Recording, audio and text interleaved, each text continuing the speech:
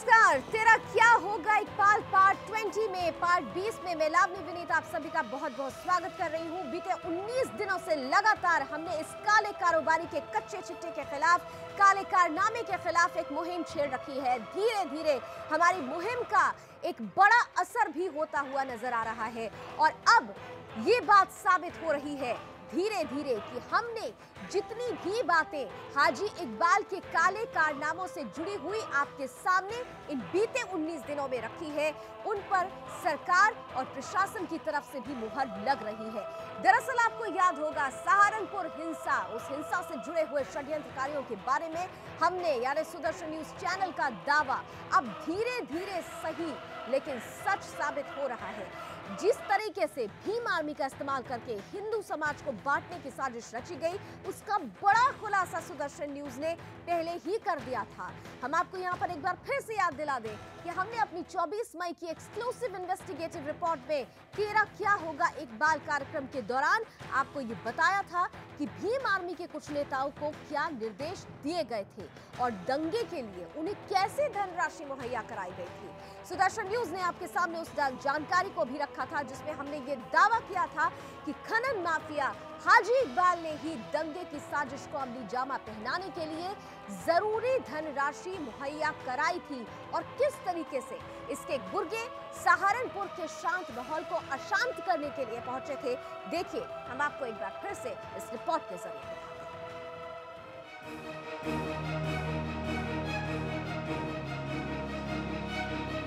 Sudarshan news की सहारनपुर दंगे को लेकर किए खुलासे और पड़ताल पर हर रोज पुलिस और जांच एजेंसियां मुहर लगा रही हैं। पुलिस और एसटीएफ को फरारी के दौरान भीम आर्मी के संस्थापक चंद्रशेखर को फंडिंग की जानकारी मिल रही है।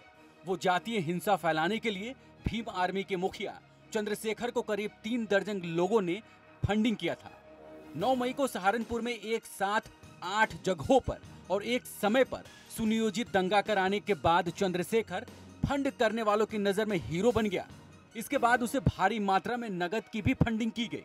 महंगी गाड़ियों के अलावा उसके ठहरने का भी बंदोबस्त फंडिंग करने वालों ने किया।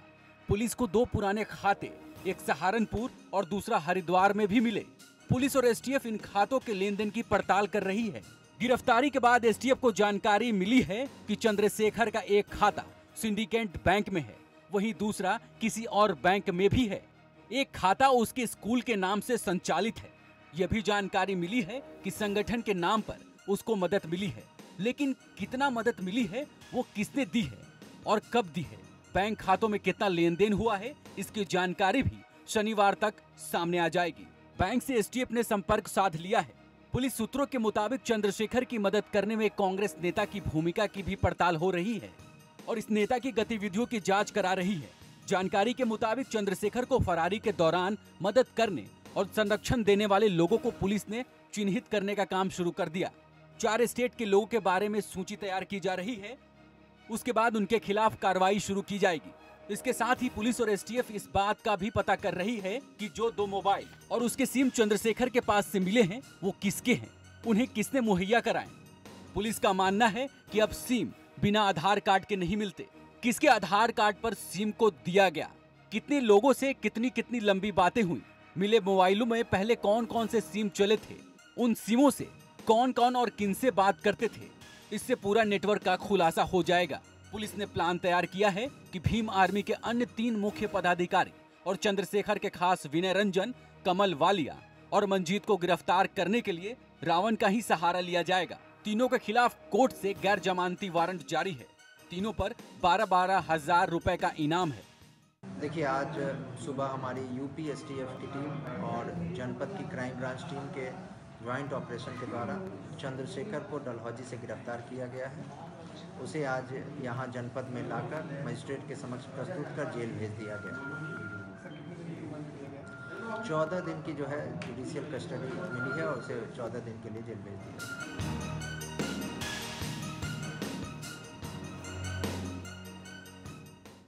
तो अब तो आप समझ ही रहे होंगे कि धीरे धीरे ही सही, लेकिन हमारे तरफ से बताई गई हर एक बात सच साबित हो रही है। हाजी इकबाल किस तरीके से काले कारनामों का राजा है, हमने एक एक करके आपके सामने कड़ी खोली थी। सहारनपुर दंगे पर यूपी सरकार की रिपोर्ट भी सुदर्शन न्यूज के हाथ लग चुकी है, जिसके मुताबिक बसपा के एक पूर्व कद्दावर विधायक का जिक्र किया गया है और ये भी बताया गया है कि भीम आर्मी के संस्थापक चंद्रशेखर के साथ उसी पूर्व बसपा विधायक ने बाकायदा एक मीटिंग की थी, जिसमें यह तय हुआ था कि सहारनपुर में किस तरह से भीम आर्मी के लोगों को हिंसक प्रदर्शन करना है।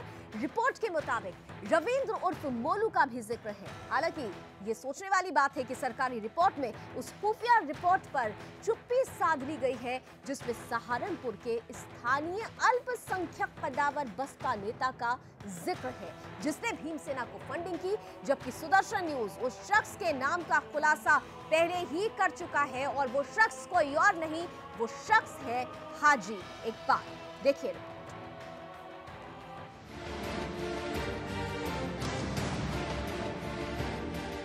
सहारनपुर के दंगों पर सरकार की इस पहली रिपोर्ट में विस्तार में दंगे की पृष्ठभूमि और उसकी साजिश का संकेत दिया गया है। इस रिपोर्ट के मुताबिक बसपा के एक पूर्व विधायक का जिक्र किया गया है और ये भी बताया गया है भीम आर्मी के संस्थापक चंद्रशेखर के साथ पूर्व बसपा विधायक ने बाकायदा एक मीटिंग भी की थी, जिसमें यह तय हुआ था कि सहारनपुर में किस तरह से भीम आर्मी के लोगों को हिंसक प्रदर्शन करना था। इससे पूर्व बसपा विधायक रविंद्र उर्फ मोलू का जिक्र है, लेकिन स्थानीय अल्पसंख्यक कद्दावर बसपा नेता का नाम नहीं लिया गया, जिसके बारे में खुफिया रिपोर्ट में कहा गया है। यहाँ आपको बता दें कि सुदर्शन न्यूज ने पहले ही इस साजिश के पीछे किस शातिर दिमाग का हाथ है उसका खुलासा कर दिया था, जिसे बाद में सरकार की खुफिया रिपोर्ट ने भी तस्दीक दी थी। यही नहीं, सुदर्शन ने पूर्व मुख्यमंत्री और बसपा सुप्रीमो मायावती के भाई और बसपा उपाध्यक्ष आनंद कुमार के भीम आर्मी के मुखिया चंद्रशेखर से संपर्क में रहने की बात का भी खुलासा किया था, जिसका भी जिक्र खुफिया रिपोर्ट में आया था। लेकिन अब सवाल ये उठता है कि आखिर क्यों सरकारी एजेंसियां हाजी इकबाल और दूसरे साजिशकर्ताओं के नाम का खुलकर लेने पर परहेज कर रहा है? क्या सरकार को पुख्ता सबूत का इंतजार है या चंद्रशेखर के इकबालिया बयान का?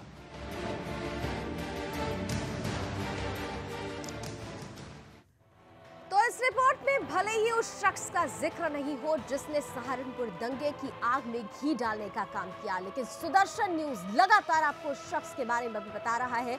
वो शख्स कोई और नहीं, वो शख्स है हाजी इकबाल। मेरे साथ इस वक्त मेरे सहयोगी सुदर्शन न्यूज के इनपुट एडिटर अश्विनी त्रिपाठी जी जुड़ चुके हैं, जो लगातार इस खबर पर बने हुए हैं, एनालाइज कर रहे हैं इस खबर को। अश्विनी जी, कड़ी दर कड़ी हम जोड़ रहे थे और हमने पहली दूसरी कड़ी में ही स्पष्ट कर दिया था कि कोई और नहीं, हाजी इकबाल ही है जो सहारनपुर दंगे के पीछे एक बड़ा नाम है। लेकिन इस रिपोर्ट में, इस पूरी जांच में उस नाम का सामने नहीं आना, ये क्या रणनीति हो सकती है? देखिए, सरकार का काम करने का अपना तरीका होता है और वो सूचनाएं अब स्टेज वाइज वो लीक करती है। देखिए, हमारे पास जो रिपोर्ट है इस वक्त ये है सहारनपुर जनपद की घटनाओं के संबंधित संक्षिप्त टिप्पणी करके है। ये रिपोर्ट सरकार की रिपोर्ट है। जब ये आनंद फानन में सरकार ने कहा कि क्या मामला है, इसकी पड़ताल की जाए, तो वहाँ के प्रशासन के लोगों ने एक रिपोर्ट बनाई जिसमें 4 तारीखों का बड़ा अहम तरीके से जिक्र है और एक 20 अप्रैल का जो सड़क दूधली का मामला है। और सड़क दूधली में कहा जाता है कि 13-14 साल से वहाँ विवाद चला रहा, शोभा यात्रा निकालने में, अम्बेडकर शोभा यात्रा निकालने को लेकर के। मुस्लिम बाहुल इलाका है और दलितों को शोभा यात्रा नहीं निकालने दिया जाता है, यानी मुसलमान वर्सेस दलित का मामला 13-14 साल पुराना वहाँ पे है। दूसरी तारीख 5 तारीख को आती है, 5 मई को आती है। तीसरी तारीख होती है 9 मई को और चौथी तारीख होती है 21 मई को और पाँचवीं 23 मई को आती है। इसमें 5 मई को राजपूत एक प्रोसेसन निकालना चाह रहे थे महाराणा प्रताप का, उसे दलितों ने रोका, ये क्रिएट किया गया। 20 तारीख तक तो वो दलित, 20 तारीख को जो प्रोसेसन निकाला जा रहा था शोभा यात्रा, वो दलित वर्सेस मुस्लिम था जो 13-14 सालों से चला आ रहा था। 5 तारीख को जो शोभा यात्रा राजपूत निकालना चाह रहे थे महाराणा प्रताप का, उसको रोका गया, यानी दलित वर्सेस राजपूत करने की कोशिश की गई। 9 तारीख को जब ये वहाँ दलितों ने वहाँ पे गांधी मैदान में प्रोटेस्ट करने के लिए वहाँ कोशिश की, तो सरकार ने जब प्रशासन ने परमिशन नहीं दिया, तब वहाँ एक साथ 8 जगहों पे सहारनपुर के चारों तरफ एक समय में, बेहद ऑर्गेनाइज था ये, परमिशन नहीं दिया था बावजूद, ये शहर के चारों तरफ जब ये इन्होंने दंगा किया तब जो है सरकार के कान खड़े हुए कि ये कैसे हो गया। उसके बाद 21 तारीख को इसने यहाँ पे जंतर मंतर में रैली की, बहुत मैसिव रैली की और योगी और मोदी सरकार पर हमला किया। 23 तारीख को मायावती वहाँ जाती हैं, पहली बार इतने सालों में पहली बार वो सड़क से यात्रा करती हैं और उसके बाद फिर से दंगा भड़कता है। ये सारे सीक्वेंस जो क्रोनोलॉजी है, जो इवेंट के क्रोनोलॉजी है, वो एक बार एक संकेत दे रहा है कि वहाँ पर ज़मीन दंगों की ज़मीन रही है, उसमें हिंदू मुसलमान के क्या एक समीकरण रहा है और दलित वर्सेज अब सवर्ण, दलित वर्सेज सवर्ण का एक समीकरण क्रिएट किया गया है जो 2-2.5 सालों से चला आ रहा था और इस बीच 5 मई से लगातार वो सघन हो गया। इन पूरे योजना और सुयोजित योजना में एक साजिश साफ तौर पर नजर आती है जी, यानी सब कुछ वेल प्लान्ड था और सीधे सीधे ये जो सुनियोजित तरीका अपनाकर दंगे भड़काए गए थे उसके पीछे भी खास वजह थी। वजह ये थी कि हाजी इकबाल का कच्चा चिट्ठा सुदर्शन न्यूज ने खोलना शुरू कर दिया था। उस ओर से ध्यान भटकाने के लिए हाजी इकबाल ने इस रास्ते को अपनाया, लेकिन हाजी यहीं पर ही मात खा गया क्योंकि उसने सीधे तौर पर सुदर्शन न्यूज को चैलेंज किया था। फिलहाल एक छोटा सा ब्रेक ले रहे हैं, अपनी इस कड़ी में एक और बड़ा खुलासा आपके बीच रखेंगे इस ब्रेक के बाद।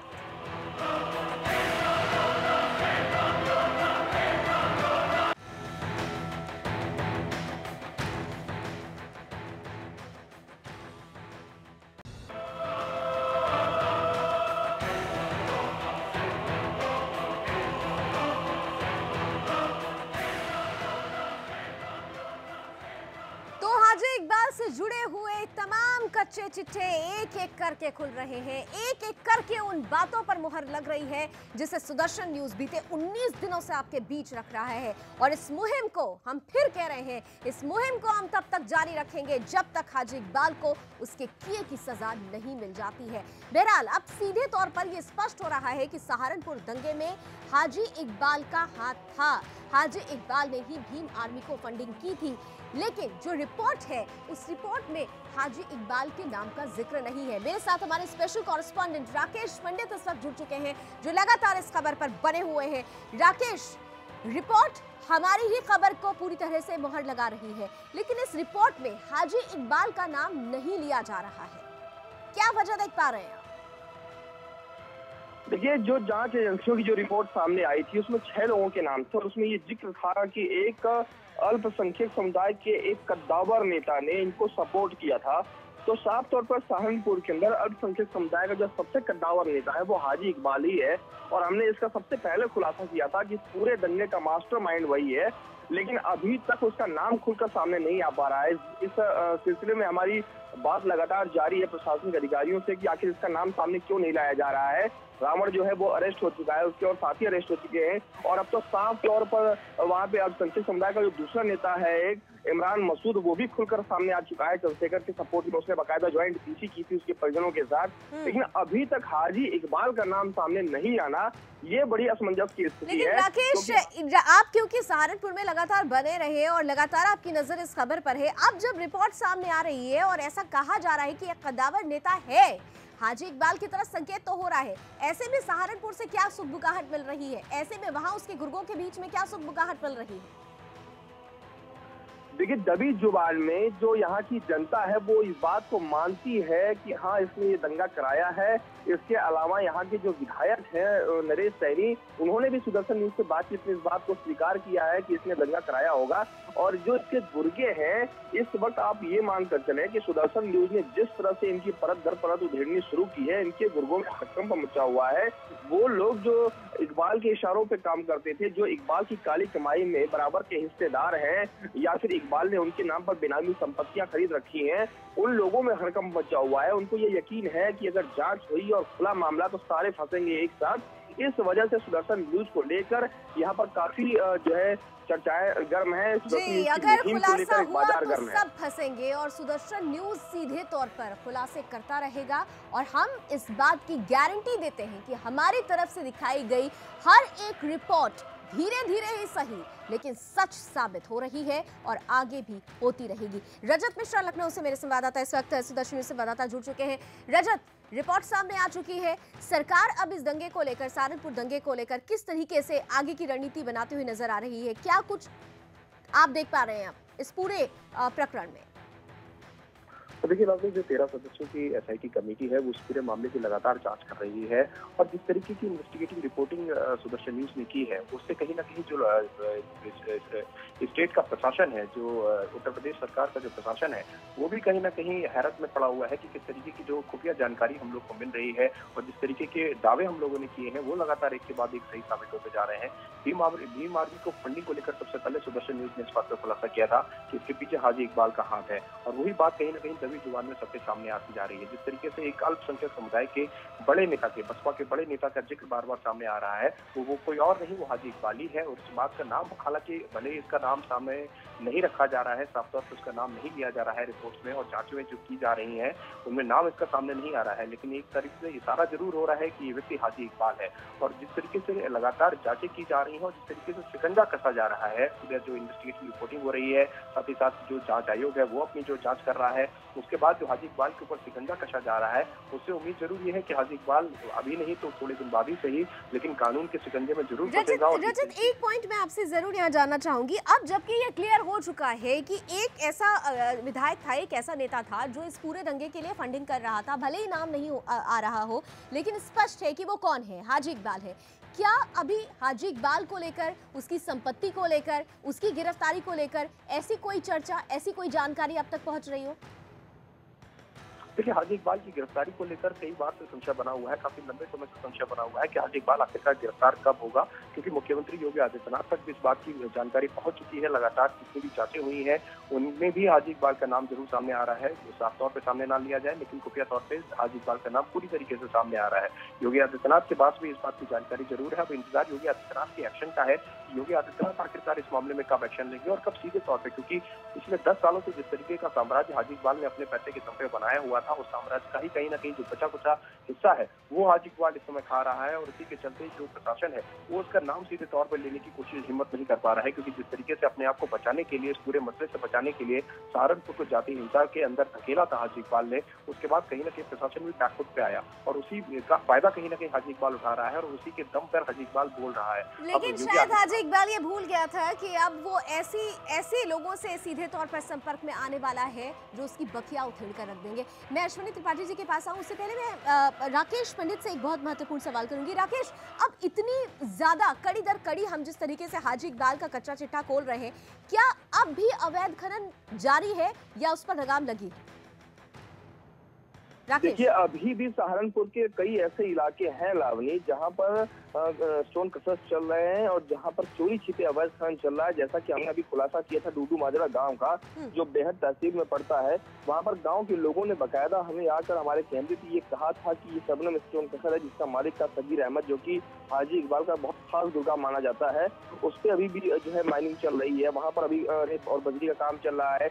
इसके अलावा और ऐसी कई जगह है जहाँ पर अवैध खनन के काम अभी भी चल रहे हैं और कुछ ऐसे अधिकारी हैं जिनकी मीरे भगत से चल रहा है। हालांकि शासन की तरफ से पूरी तरह से प्रतिबंध लगा दिया गया है और शासन इसके लिए कटिबद्ध है कि कहीं कोई भी जो है खनन का मामला सामने ना आए, लेकिन अभी भी हाजी इकबाल के जो गुर्गे हैं, वो जो छोटे लेवल के अधिकारी हैं, उनकी मिली भगत से थोड़ा बहुत खनन अभी भी कर रहे हैं। हाँ, बड़े पैमाने पर हो रहे खनन पर जरूर लगाम लगाई है शासन ने, बड़े पैमाने पर हो रहे खनन पर रोक लग गई है। थोड़े बहुत जो छोटे मोटे खनन के इलीगल जो माइनिंग चल रही है उस पर भी जल्दी ही रोक लगेगी, क्योंकि हाजी इकबाल भी समझ चुका है कि वो शिकंजे में फंसता जा रहा है। चलते चलते अश्विनी त्रिपाठी जी, व्हाट नेक्स्ट? क्योंकि अब सीधे सीधे जिस पिक्चर की हम बात कर रहे थे वो पिक्चर अब अपने द एंड की ओर बढ़ रही है। बिल्कुल, और शिकंजा उसके ऊपर कसता जा रहा है हाजी इकबाल के ऊपर, क्योंकि वो कितना भी शातिर हो और कहीं ना कहीं गलतियां वो ज़रूर करता है और गलतियों के जो पड़ताल हमने की है वो आपके जनता के सामने इस 19 एपिसोड में सामने रखा है, परत दर परत रखा है, और भी जो बाकी हैं उसको हम सामने लाएंगे। लेकिन जो उसने एक सबसे बड़ी जो मानवता के खिलाफ गलती की, अपने गलती को छुपाने के लिए वो दंगा कराया, वो उसके लिए कहते हैं ताबूत में आखिरी कील की तरह साबित होने जा रहा है।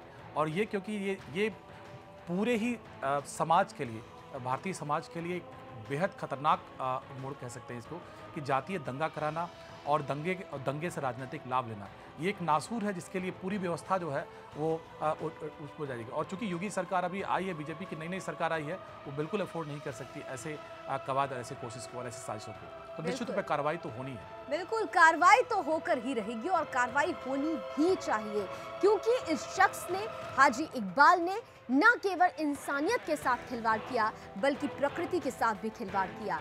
इतना ही नहीं, दंगों की आग में एक पूरे इलाके को झोंक दिया है। ऐसे शख्स के खिलाफ सख्त से सख्त कार्रवाई तो होनी ही चाहिए। बहुत बहुत शुक्रिया आप तीनों का हमारे साथ जुड़ने के लिए, इस उम्मीद के साथ कि हाजी को उसके किए की सजा जरूर मिलेगी और हम हाजी के खिलाफ एक के बाद एक उसके काले कारनामों की काली कहानी आपके सामने यूं ही सामने रखते रहेंगे जब तक कि उसे उसकी किए की सजा नहीं मिल जाती। फिलहाल अभी बस इतना ही।